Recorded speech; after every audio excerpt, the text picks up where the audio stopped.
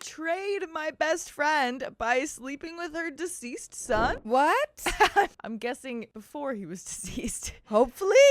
I, 29 female, am having mixed emotions in this whole situation. I feel like a traitor, like I betrayed my best friend / boss, 45 female, for sleeping with her son, 22 male. At the same time, I really cared about him and I loved him. I wanted a family with him and we were seeing each other for about 9 months officially already. I've known her for a little over 2 years and she's helped me get on my feet. By the way, this comes from Throwaway Lonely W, and if you want to submit your own stories, go to the r/OKStorytime subreddit. And I'm Angie. I'm Sophia. And we're here to give good advice goofily, but we don't have all the answers. We only know what we would do in this situation, so let us know what you would do in the comments below. I work for her business, and I now manage all of the employees. I started off living in my car, and she gave me a place to stay while I made some money to find an apartment. After that, she started giving me more work and even started giving me some work at her home. She trusts me completely, and I guess I broke that trust by seeing her son without her permission. I have mixed feelings because I did things the wrong way, but at the same time, I treated her son like a king, and I know that he was happy with me before he left. She has no idea about our relationship that we had, and we were going to tell her, but life took a bad turn. I know he left before his time because he had many great things coming, and I now have to raise our child with him absent. What? Whoa. You have a child and she doesn't know? Dude, why didn't you tell her like ages ago? It's not like this was like a one night stand. You guys were officially dating and you didn't tell his mom?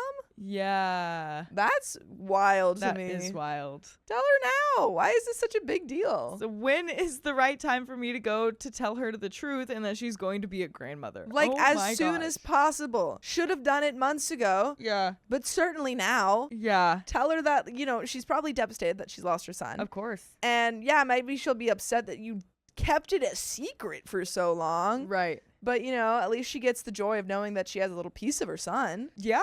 Yeah. Absolutely tell her as soon as possible. Oh my goodness. I love her and I don't want this to hurt her more. In edit, I forgot to clear things up. She knows that I'm pregnant. She just doesn't know who the father is. Oh my goodness. Tell her. These comments aren't really super helpful. If I could trade my life for his, I would. I'm only willing to live on for my baby now, but I have nothing else for me. Edit number 2, I talked with her last night after we had dinner. I apologized for hiding it from her. Okay, so she's good. Yes. And I told her that I didn't want any money or anything from her. I just wanted her to be able to enjoy her time with her grandchild.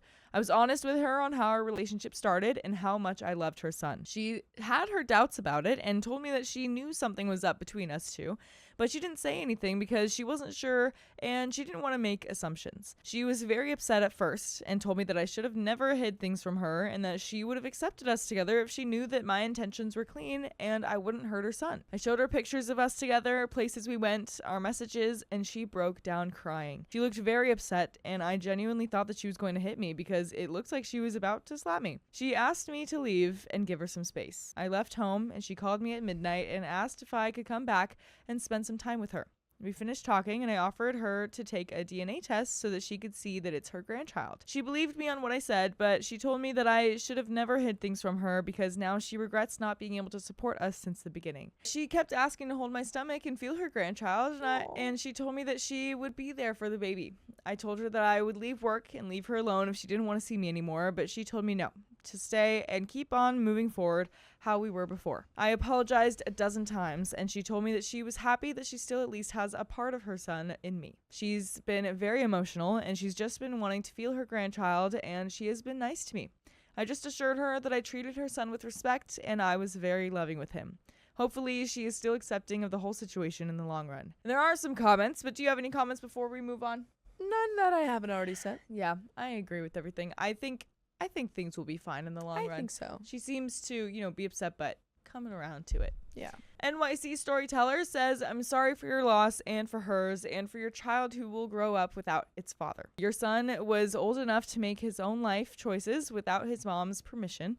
However, it is kind of messy to secretly date your boss's child. I would tell her that you lied to her about not knowing who the baby's father was because you were scared about her reaction and you need to apologize for that. Tell her that you would be glad to give her some space and time to process and that you're hoping that she will eventually be excited to be a grandmother, even though know it's a lot to process right now. And it seems like she was doing all Seems like that. she's already pretty excited. Yeah, so that's good. It's just whatever says, wow, this is a heck of a situation, and I'm sorry for your loss, honestly. I'm not sure what the root problem was for her. She clearly respected and cared for both her child and you. And logically, I would think that she would be relieved and happy to have a grandchild from her recently lost son, but I don't know all the details here. You might as well let her know now, assuming that you're far enough along in the pregnancy to communicate that. Ideally, the two of you can work as a team, and I'm sure that's what her son would have wanted. OP responds, I hope she's happy about it. I love her and I loved her son so much. If she would have approved, I think I would have married him eventually. It's been tough, but I at least know that I'll have a reminder of him. And yeah, I am more than halfway along the pregnancy. I just have been holding his mother off on knowing that he's the father. She's excited for my pregnancy, and she knows that, but she doesn't know that it's his baby. And I'm assuming these comments are before that last edit that we got. I assume. It's just whatever also says, do you know why she didn't want the two of you together? Outside of her resistance, this seems like a good situation initially. Opie says she didn't actually say that ever. I just thought that he was off limits since I'm her best friend and that's her son. That commenter still says, oh my gosh, that's even better. You might be in a situation where an awful scenario can be given a silver lining by just using some direct communication. And I believe we're getting that. So I think so. we do have an update. Woohoo! 8 months later. Ooh, baby out. Baby's here. Baby's here. I know it's been a while, and I just wanted to give some closure. I probably won't use this account again, and I'm just trying to get through the hundreds of messages that I got. It was really hard at first. I didn't really get a chance to grieve for him, and I still miss him. I had my baby, but it wasn't easy, and there were some complications, and I almost lost him. Oh, so scary after everything. Now my baby is healthy, and he resembles his father so much. Oh, he honestly doesn't look like me much compared to his dad. Along the way of all of this, my friend had her times where she would randomly go off on me and be upset, but I get why, and I forgave her. After that, she has been nothing but supportive. She was there for me when my son was born, and she cried so much the first few days. By the way, you can be there for us by listening to full episodes of more stories just like this one. Just go to Spotify, iHeartRadio, Apple Podcasts, or whatever your favorite podcast app is, and search OK Storytime. We'll be there for you.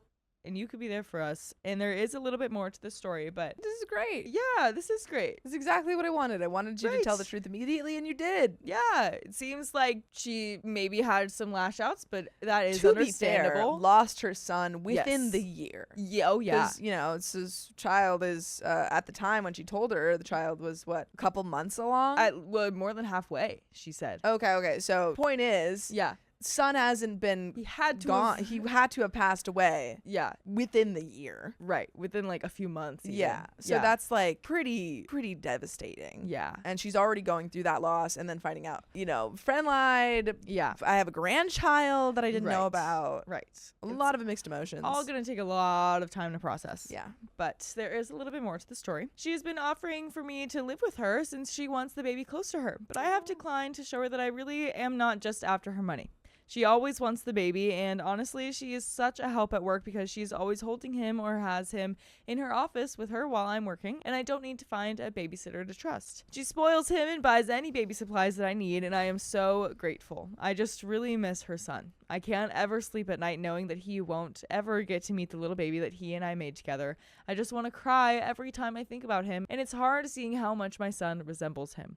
How can I thank her for being so wonderful to me and her grandchild? I love her so much, and I still feel for the way things happen between us. And there are some comments. Law Prestigious 2789 says, just go up to her and say thank you. Opie says, I thank her every day, but I don't think it's enough. That's what she says, it is. You're good. You don't need to go overboard because she's not doing it out of obligation. She's coming from a place of love for you, for the baby, and also her son. If this situation calls for anything, a thinking of you gift or gesture would be appropriate. For example, thought you'd like coffee or smoothie or a cupcake, so I got you one as well. And just show up for her as best you can, but it sounds like you're already doing that.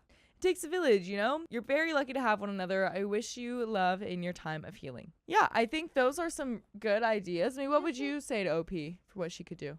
I mean, they're already friends. I think it's Yeah. just like, I think OP said like, oh, it's not enough. I thank her every day. And it's like, it might not feel enough to you, but just letting her know that you appreciate her and showing that gratitude and stuff and getting through this together because you're both in it. Exactly. Yeah, I agree. You can continue to say thank you, but I feel like really the biggest thing you could do is just spend time with her. Just keep letting her see the baby. Yeah. You can, maybe, I don't know, help clean around her house or something like that. Some sort of acts of service or little gifts like that one commenter said. But yeah, I think you're good. She'll understand. My best friend confessed to me right before I got engaged. This is bad timing, girl. I, 28 female, have been friends with Ed, 26 male, for 11 years. Ooh. He is the closest thing I feel I've had to a soulmate. See Edit too. We can read each other's minds, love all the same things, etc. We attempted to date once a year into our friendship. Oh, were you reading it as like once a year? Yeah, I was like, dang, you really tried. But we just wanted different things, and Ed was questioning his identity. Sucked at first, but we managed to move past it into a great friendship. We've both been in multiple dedicated relationships since then.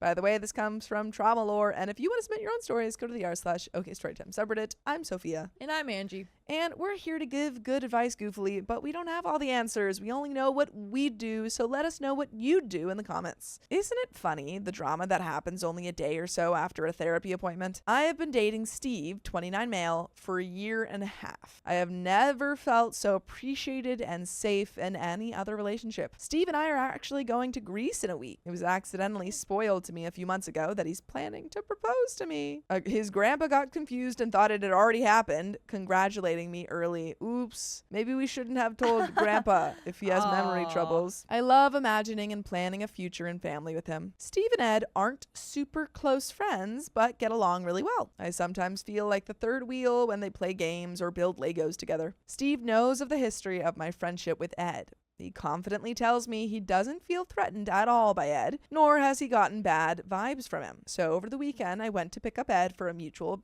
bachelorette party. While waiting for him, his mom came up to me and said, "You need to get back together with Ed." Now, his mom has struggled with Ed's journey with identity. These comments weren't foreign, but it had been a very long time since she'd said anything. We thought she finally caught a clue. As we're driving, I voiced my annoyance at the disrespect. Ed is clearly annoyed too. Fast forward to this morning, Ed invites me to coffee. Not unusual for a Sunday. It is there he says something along these lines to me. The reason mom brought that up is because I've been struggling with the news you're getting engaged. I wasn't going to say anything, but I'm now scared I'll regret it if I don't. I'm in love with you. I have been the last few years, but I also want to make it clear that I know life isn't a movie. I'm not telling you this so you'll leave Steve. I'm telling you because I feel guilty. I like Steve and can tell you love him. I can tell he's good for you better than I ever could be. Most days, I accept that loving you as my best friend is what's healthiest for you, but sometimes I feel like a snake and hate myself for it. I want you to talk to Steve about this. Please don't hide this from him. I'd be more than happy to talk about it too. I acknowledge the feelings may be louder right now because I'm lonely and you're the safest constant in my life. I don't want to lose you as my best friend. I don't want to steal you from Steve or lose him as a friend, but I also don't want to feel like scum anymore and feel I need to be honest. I promise it's not the only reason we're friends. I would never just keep you around as a backup love interest. Wow. Honestly? Yeah. Really good. I agree. Really good. Yeah. 10 out of 10 confession. Right. I completely agree. He's being very honest. Seems like he's not really holding anything back. No, he's like, I had to tell you. Yeah. Just to get it over with. Don't want to change anything here. Yeah. I think you guys just need to be aware of it. And I'll get over it, maybe. Maybe. I don't know. That was really good. Yeah. Good job, Ed. Good job, Ed. You nailed that. I also really, really appreciated the last thing of this is not why we're friends. Yes. Because I think that is important. Yeah, a lot of times when you have like a guy confessing to a girl, it's like, oh, you've never actually seen me as your friend. I was always just a love interest. Exactly. Like you're trying to get there. Yeah. Right. But it's clear. He's like, no. I care about you very deeply as a friend. Yeah. It's just also, I'm a little bit in love with you. I do plan to talk to Steve, and knowing him, he'll just be like, oh, okay, and go about his day, trusting both me and Ed's words. Steve sounds great. This is great. We got a couple of good guys here. A couple of emotionally mature men out here. Yeah. But I feel so much dread now. What am I supposed to do? Cut Ed off and lose my best friend forever? Not marry Steve to save my best friend's feelings? Risk it and see how things turn out? I feel terrible because I technically forced this confession out of him by telling him what his mom said. Has anyone had a similar dynamic where everything turned out okay? What is something I should consider? What would you do? Comments. Comment 1. I'll be honest, I don't like your friend. Well, I don't like you. Comment. Looks like he is more afraid of your engagement than actually wants to be with you. If he's known for a couple of years while you're dating your current boyfriend a year and a half, and he didn't do anything to act on those feelings, added pressure from his parents, and suddenly you're the one who got away, not the one he stirred along for years by choosing to end your romantic relationship, but still keeping your soulmate nonsense. And dumping all that rumbling on you before engagement is really low blow. Now it's your problem and somehow your responsibility. This is not friendship, this is codependency, and it's one of your genuine questions is to not marry someone who is supposed to be your life partner just because your friend isn't happy. You already prioritized him over your boyfriend, and it means you are not ready to marry him. Opie says, I also don't think Ed has been leading me on this whole time. I also clarified to another individual that I believe soulmates are made, not destined. My own self-worth issues aside, prior to this, I was feeling very positive about Steve being a romantic soulmate, rather than a twinning one I feel for Ed. But now I just feel I'm not meant to be with anyone.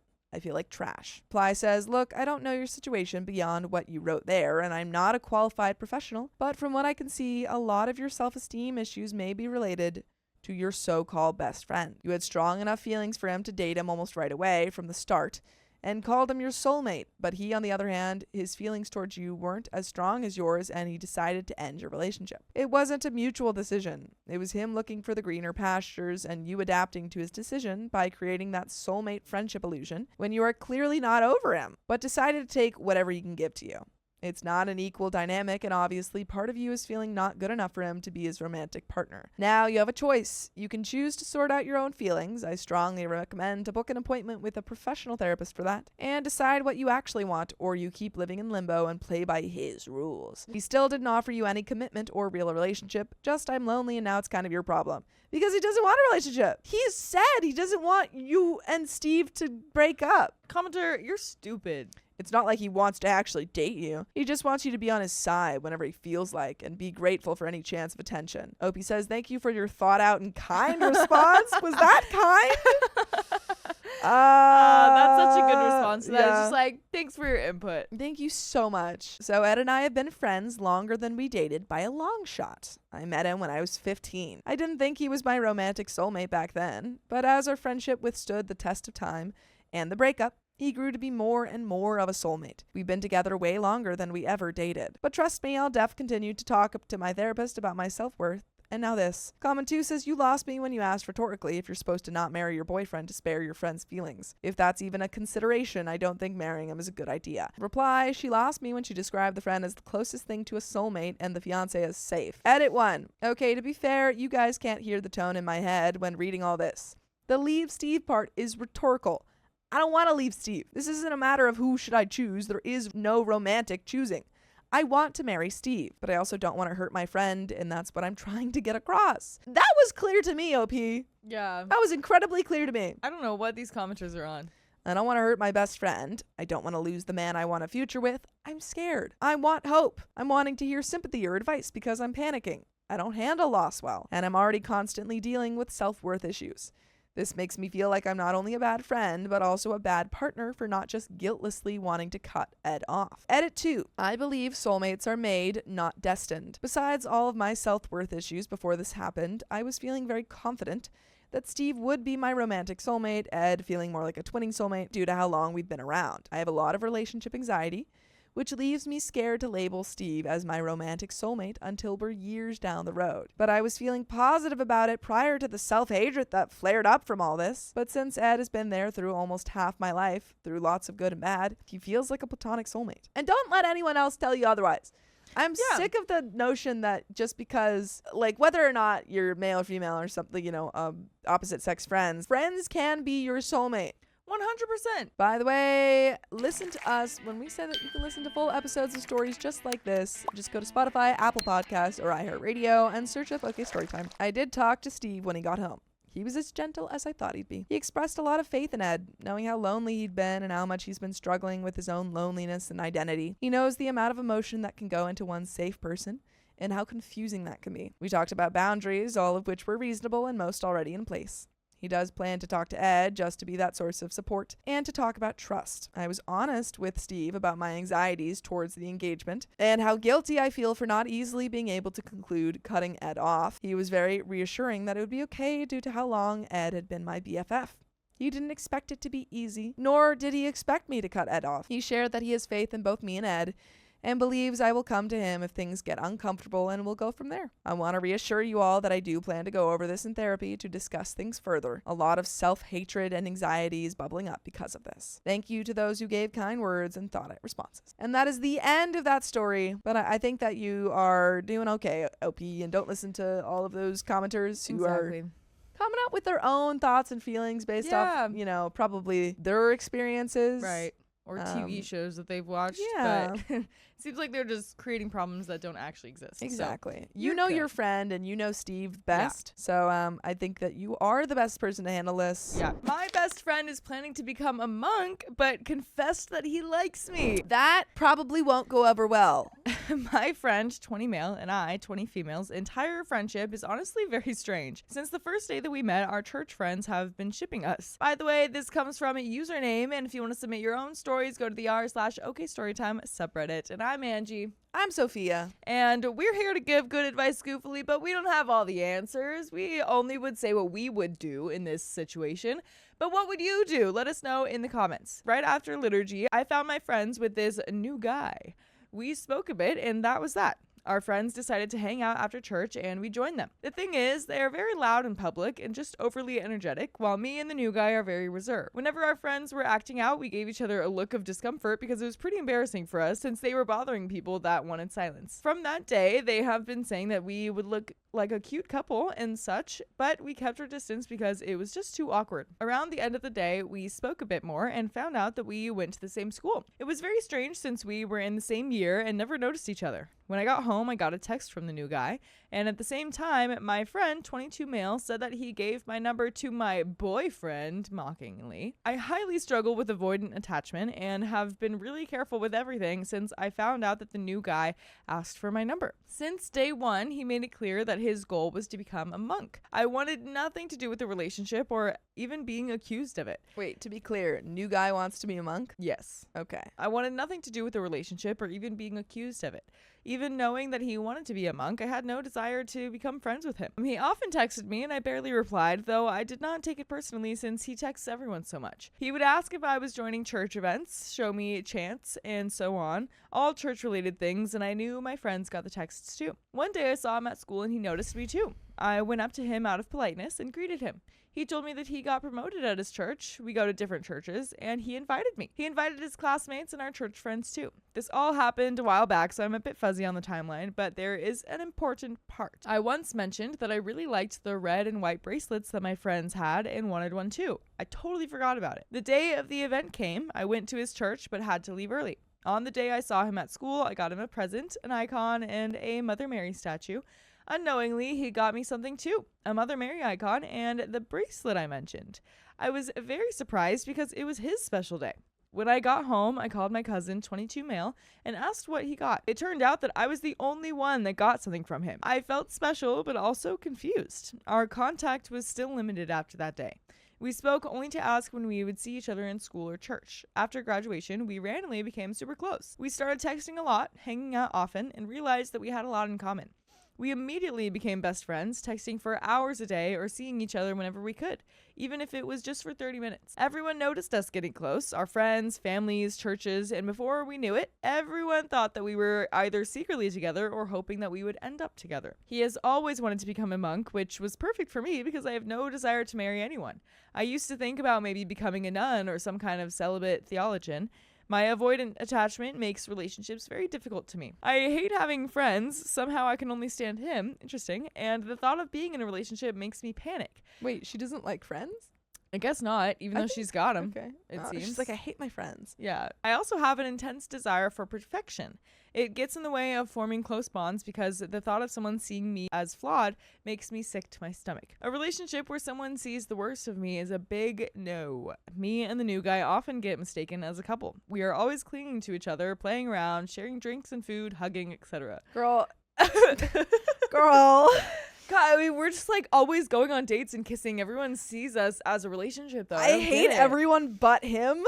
Yeah. She literally said, I don't like anyone but him. You're sharing drinks and food. Girl, You're come hugging on. and playing around. I really think the only reason that she's so reticent to even think about a relationship with this guy is because she has so much self-confidence issues. 100%. And Girl, she's like so close to figuring you're it out. straight. Go get that man. Yeah.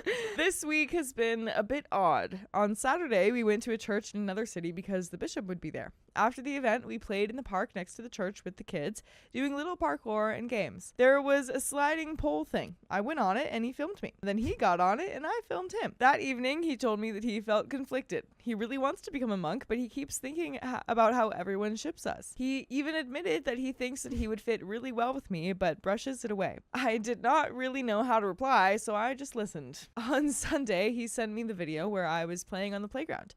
I told him that he had already sent it, and he confessed that he knew, but he kept watching it because he found it cute. Days have passed, and here is some inside info. Me and him always shook hands when saying goodbye. Interesting. On Tuesday at church. I'm sorry. You're going. Hey, bye. Bye. Bye. Oh, you can't even see it. Oh, man. We just shook hands. Yeah. Like you're hugging each other normally and sharing food and drinks and playing around and stuff, but you're like, okay, bye. Okay, bye. Good day. Good day to you, Good sir. day to you, sir. A little bit of a tip of the hat and a curtsy. On Tuesday at church, I hugged my friends who are guys goodbye because they were leaving for the monastery for a few days. When I got home, the new guy said that he felt jealous that I hugged them, but always shook his hand. I found it odd because I'm not usually jealous over friends. It is hard for me to understand the situation because I'm extremely distant and do not really enjoy having friends, so I do not know what the boundaries are or what is considered normal. Today, Wednesday, he again told me about his conflicting thoughts. We have this thing where we say the exact same thing. It happened 5 times in 15 minutes. Guys, you guys are literally in love with each other. It's so obvious. I think you guys need some inside info from us. Yeah, I think newsflash. Yeah. You guys are perfect for each other. You're perfect for each other, and you're the only people that like. Oh my goodness. Yeah. Come on. It happened 5 times in 15 minutes. That's crazy. I mentioned how odd it is, and he said, "Yeah, I'm conflicted about something." Then explained that he keeps thinking about what our friend said the first day we met. Maybe God does not want him to become a monk. That's so funny. God, I saw you on that It's so poll, and I funny. don't think God wants me to become a monk. I think that was a sign from God. I think that was a sign from God. Yeah, I can't stop watching this video. I think that's just what God is putting on my heart right now. I keep feeling things when I watch this video, and I don't think God wants me. I think that's God that I'm feeling. Yeah. But he thinks it is just a distracting thought since we are just church friends. He ended his text with, but on the other hand, I don't know. But what I do know is that you can listen to full episodes with more stories just like this one on iHeartRadio, Spotify, Apple Podcasts, or whatever favorite podcast app you choose. Just search OK Storytime. We'll be there. There is a little bit more to the story, but this is so funny. What I know is that you guys are in love with each other. Yes. I'm sorry, everyone else in the whole freaking school can see it. Yes, everyone. But from the start. you, baby, you guys are in love. You're in love. Yeah, you're definitely Justin definitely Bieber, in love. you're in love. And it's so it's so funny but sweet and enduring how he's just like, yeah, I'm just so conflicted. I mean, everyone says that we should be together. I just can't stop thinking about That's that. crazy. I mean, we shouldn't, right? Right. I told him to speak to his priest, which I will be doing too. He asked if his priest was free this Sunday, and I have an appointment with my priest this Saturday. Honestly, my obsession with perfection really gets in the way of relationships, so I'm definitely going to ask advice on that from my priest,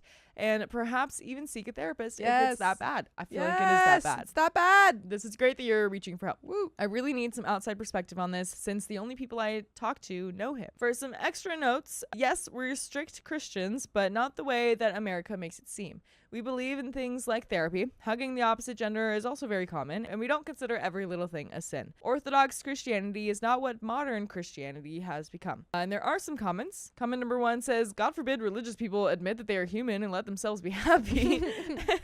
Opie says, God forbid religious people have a different goal in life that'll make them happy. What's wrong with our goals being religious? There's nothing wrong with that. I think these religious goals are totally fine. I mean, if he wanted to be a monk, go for it. If you want to be a nun, go for it. Sure. From everything I read in this story, that is not the case. Yeah. Exactly. I think they're so close to figuring this out, and Just need a little more possibly push.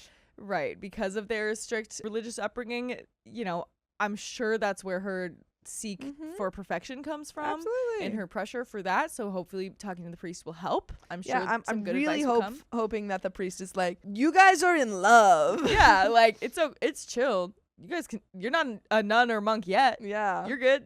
Like, You're good, man. You haven't done that yet. So it's so cute because this stuff feels like such little high school, like, oh, I don't know how friends are supposed to act with each other. I don't know, like, you know, this kind of stuff. Which obviously, I mean, I'm sure I dealt with stuff like that recently out of high school too. But I mean, I'm sure, I'm assuming with their upbringing that maybe they just haven't like been able to think about this stuff yet. And it's just so sweet seeing this happen. I hope you guys end up together. I hope so. That's Crossing the my end of finger. No!